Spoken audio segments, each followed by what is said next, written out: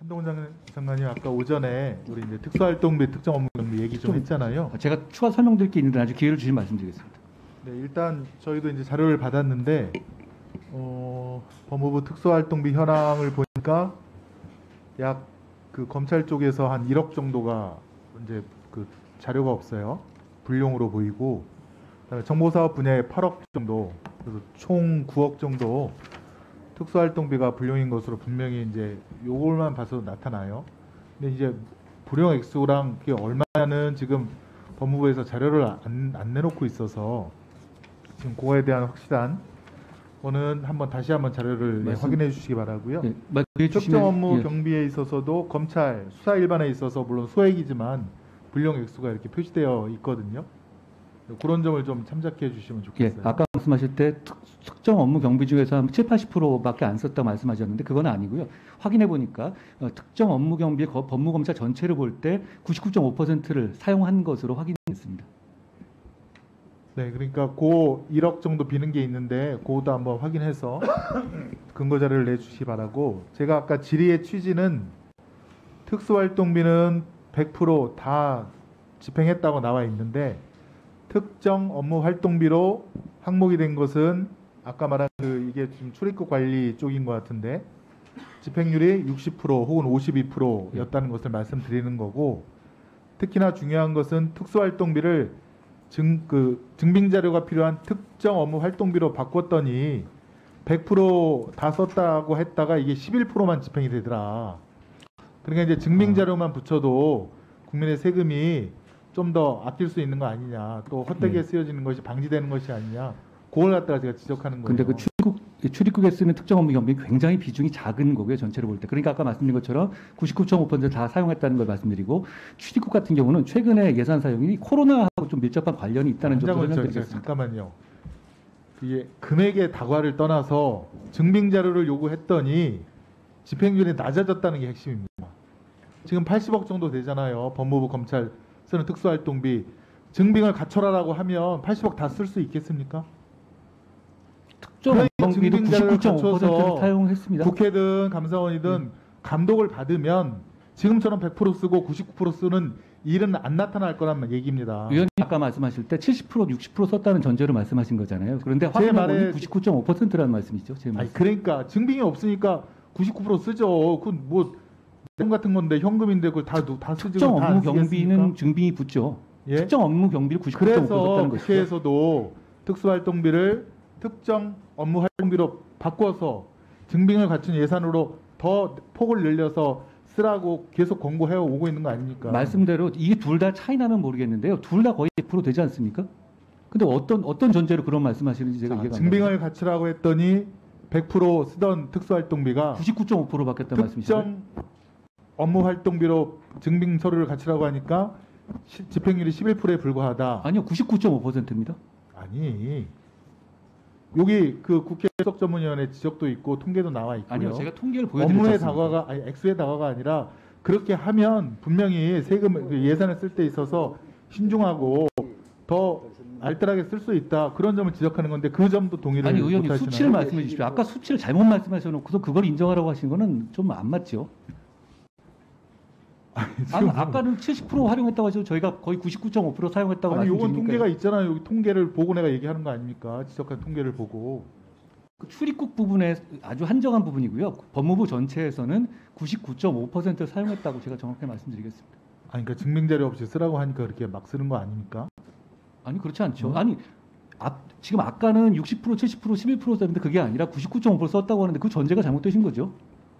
그래서 증빙자료가 필요한 특수 업무 비로 그런 항목을 갖다가 더 늘려서 쓰면 좋겠다라고 하는 그런 그 취지에는 어떻게 공감하시나요? 그 그러면? 취지는 계속 공감해 왔기 때문에 점점 벌어진 것인데요. 다만 제가 말씀드린 거는 아까 지적하신 수치가 잘못됐다는 걸 다시 한번 지적드리는 겁니다. 네, 다시 그럼 그 원래 질의 한번 할게요. 지금 검찰총장 후보자로 이원석 검찰총장 직무대리가 지명되었죠? 예.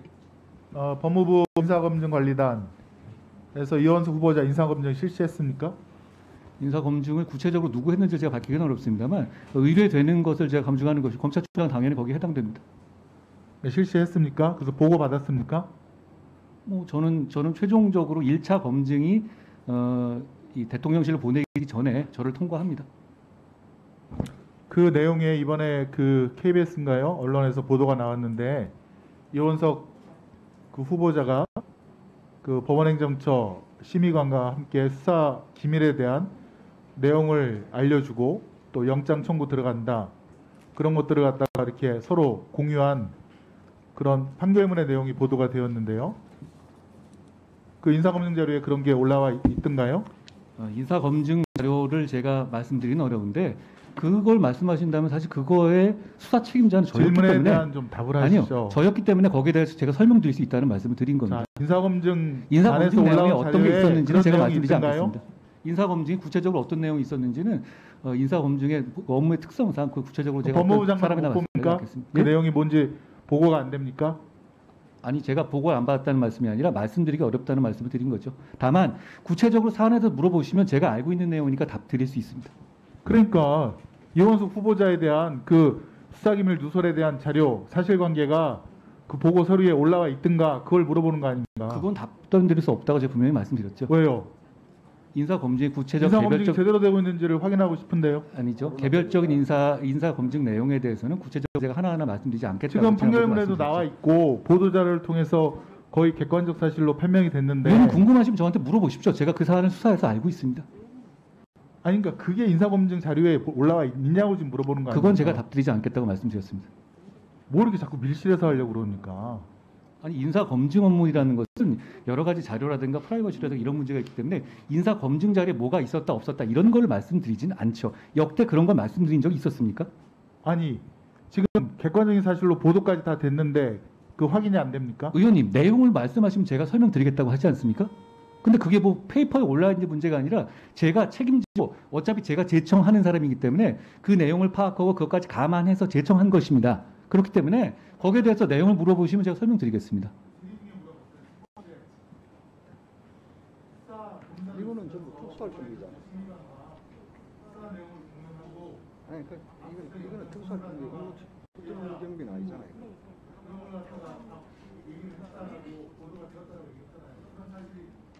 아니 올라 있는 거는 제가 말씀드리 없다고 그랬고 그 내용에 대해서 진위라든가 어떤 평가를 하신 거에 대해서 물으시면 제가 답을 드리겠다고 말씀드렸죠. 그럼 답 말씀드릴까요?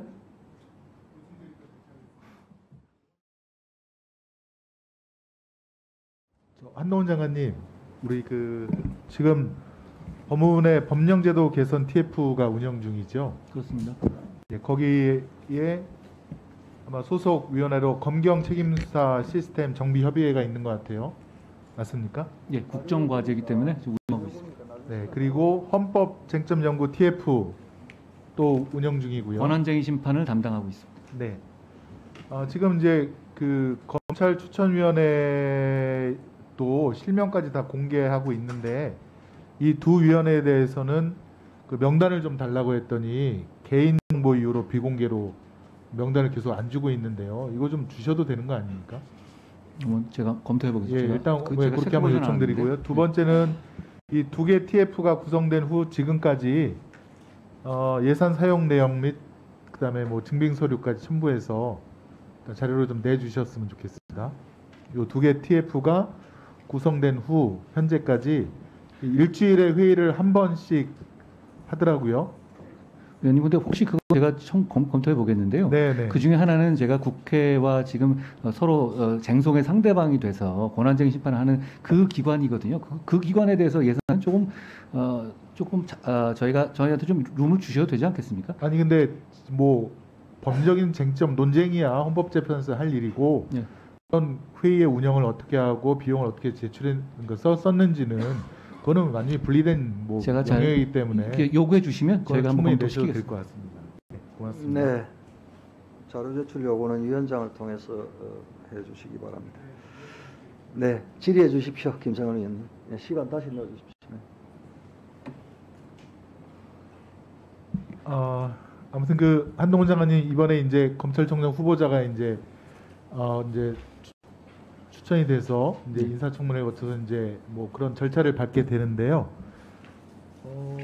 지금 윤석열 정부뿐만 아니라 한동훈 장관께서도 그 대검찰청 검찰의 그 독립성, 중립성을 굉장히 강조를 하신 것으로 알고 있습니다. 그 내용을 좀 살펴드리면 우선 윤석열 정부 국정과제에서 법무부 장관의 수사 지휘권을 폐지하겠다라고 이렇게 공약으로 국정과제로 이제 내세웠고요. 그다음에 검찰 예산 편성 및 배정 사무를 법무부에서 대검찰청으로 이관하겠다. 그리고 검찰총장의 국회 출석 의무화로 국회가 직접 검찰을 통제하는 방안 마련하겠다. 이렇게 국정과제로 세우셨거든요. 맞습니까? 예. 검찰 예산 독립 부분이 국정과제에 포함되어 있습니다. 네. 그렇다면 이제 향후 장관께서는 이런 검찰총장이 직접 할 수 있는 수사 지휘라든가 이런 쪽에서는 형사 사건에 대해서는 좀 검찰총장에게 맡기시고 이제 향후 이제 출입국 관리 문제라든가 지금 이제 새롭게 장관께서 이슈로 이제 들고 나오셨고 인권 문제라든가 교정 문제 등 법무 행정 분야를 좀 더 중점적으로 다뤄야 되고 거기에 해야 되지 않느냐라는 그 전문가의 의견이 있는데 제 생각하고 일치합니다. 그렇습니까? 예. 거기에 나가서 이제 법무부 장관이 이제 좀 정치적 중립의 입장에 서야 된다라는 그런 주문도 있습니다. 그거는 뭐 공직자니까 당연히 당연한 거고 해야 될 구체적 일이죠. 사건에 관여하지 않겠다는 말씀을 다시 한번 드립니다. 네네. 자, 그러면 지금 이제 장관께서 앞으로 검찰청과 어떤 관계를 맺을 것인가라는 것이 사실 이제 국민께서도 많이 관심을 갖고 보고 있고 지금 향간에 이제 이 임명되는 검찰총장은 인사권도 행사하지 못하고 임명되어서 이게 좀 식물총장이 되는 거 아니냐라는 그런 국민의 우려가 있는데 좀 이건 질의입니다. 묻겠습니다. 그 수사 지휘권을 어떻게 구체적으로 내려놓을 것인지 로드맵이 좀 되어 있습니까? 먼저 지금 이원석 후보자는 지금 검찰 최근에 제가 들어와서 한 검찰 인사의 대부분에 거의 반 이상의 의견을 제가 수용한 직무대리로서 역할을 해왔기 때문에 오히려 뭐 식물인이 이런 얘기가 나올 문제는 아니라고 생각합니다. 그리고 구체적 수사권에 대해서는 아주 심플합니다. 제가 안 하면 되는 거고 제가 안 하고 있습니다. 그러니까 로드맵이 필요 없이 제가 구체적 사건에 대해서 수사 지휘권을 발동할 계획이 전혀 없습니다. 그리고 구체적 사안에 대해서 이래라 저래라 하지 않을 거고요.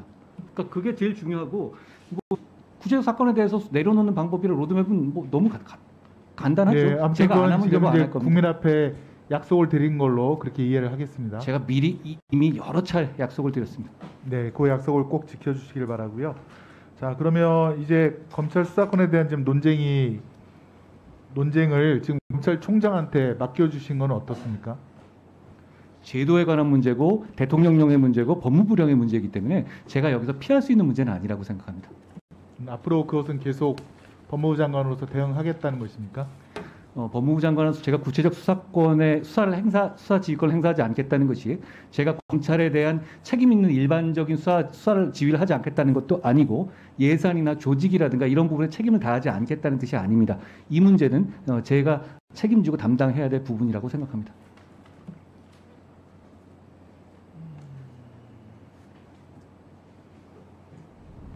지금 그 권한쟁의 심판에 있어서 법무부 장관이 당사자로 같이 이제 검사들과 함께 그렇습니다. 심판 청구를 하신 거고 예. 그 청구 취지인가요? 심판 청구 취지를 보니까 법무부 장관으로서 그 검사의 수사 소추권을 표현이 관여라고 하셨나요? 아니면 관장하고 있기 때문에 청구를 하게 됐다 그런 주문 제가 그러니까 청구 취지가 이렇게 써져 법적으로 있던데 검찰청을 관장하고 있기 때문에 관장하고 있는 것은 맞죠. 검사의 수사 소추권에 대해서 관장하고 있기 때문에 청구를 한다 이렇게 그 청구 취지에 쓰셨더라고요. 제가 일반적 수사지휘권 당연히 행사할 생각입니다. 예를 들어서 어떤 단속이 필요하다든가 방침이라든가 이런 거에 대한 거는 법무부 장관의 당연한 권한이자 임무입니다. 다시 한번 여쭙기면 일반적인 수사 구체적 사건에 관여하지 않겠다는 것이지 일반적인 검찰의 수사에 대한 지휘라든가 일반 방치라든가 이런 건 당연히 제가 관여할 수 있는 겁니다. 예를 들어서 마약 부분에 대한 마약이나 조폭의 마약이나 깡패 수사를 제대로 해야 된다라는 방침 그런 지시는 당연히 제가 일반적 지시는 하겠다는 것이고요. 그리고 구체적 사건에서 예를 들어서 무슨 뭐 월성 사건이나 대장동 사건을 어떻게 해라 이런 지휘를 하지 않겠다는 이야기죠.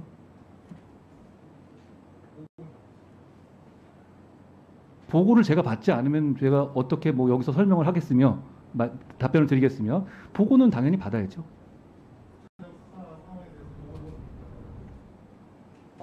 그거는 지금까지 정부 중에서 한 번도 안 해본 적은 없고 당연히 해야 될 겁니다. 그렇습니다. 제가 네. 어떤 이 관장하고 있기 때문에 어떤 상황이 벌어지는지에 대해서는 상세하게 알아야 될 필요가 있습니다.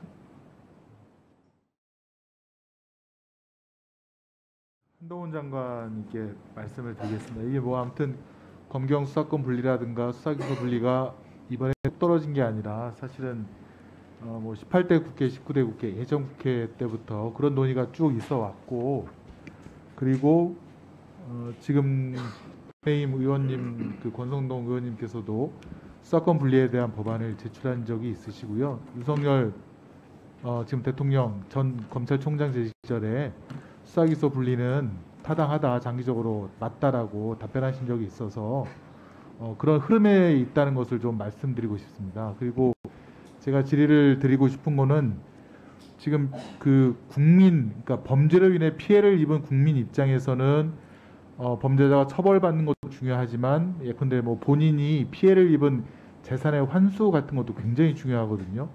근데 사실은 그 범죄 피해자로 인한 뭐 몰수도 있고 추징도 있을 텐데 환수율이 혹시 장관님 몇 프로인지 알고 계신가요? 그 범죄별로 나눠져 있지 않겠습니까? 제가 아무튼 뭐 환수율은 5%라고 지금 통계로 나와 있습니다.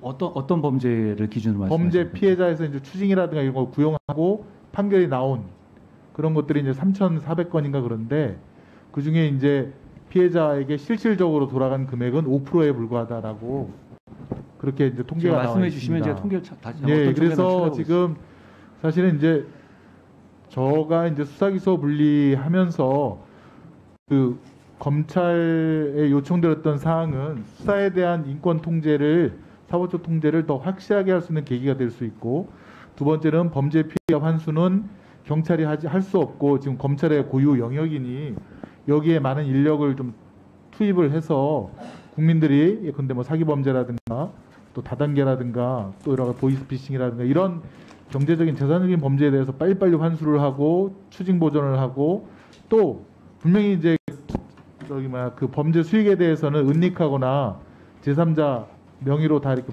보관을 할 텐데 그거에 대해서 적극적인 수사를 통해서 피해를 입은 국민들에게 빨리빨리 환수 조치를 최소한 한 30% 이상은 해야 대한민국 법무부 검찰의 면이 쓰지 않는 것이냐, 설 수 있는 거 아니냐 그렇게 해서 이제 거기에 대한 좀 집중해달라는 주문을 하는 것이고 또 안 그래도 이제 법무부에서 환수 그 특별부를 설치를 하셨더라고요. 예, 그거 그렇지만 이제 아직 5%는 너무 적지 않습니까? 거기에 대해서 좀 더 집중을 해달라라는 그런 좀 말씀을 드리겠습니다. 말씀하신 보이스피싱이라든가 이런 거는 결국 수사와 연결되어야 환수율이 높아지는 부분이 면이 있어요. 한 가지만 말씀드리면 지금 검찰 인지라든가 고소고발 사건은 한 8,000건, 10,000건 이내로 알고 있고 경찰은 170만 건을 수사하고 근데 사건의 또 규모가 있고요. 그리고 그 부분에 말씀하신 것처럼 그게 별로 크게 차이가 안 나는 거랑 굳이 그 가능성을 막아야 될 필요가 뭔지 다시 한번 제가 말씀드리고 싶습니다.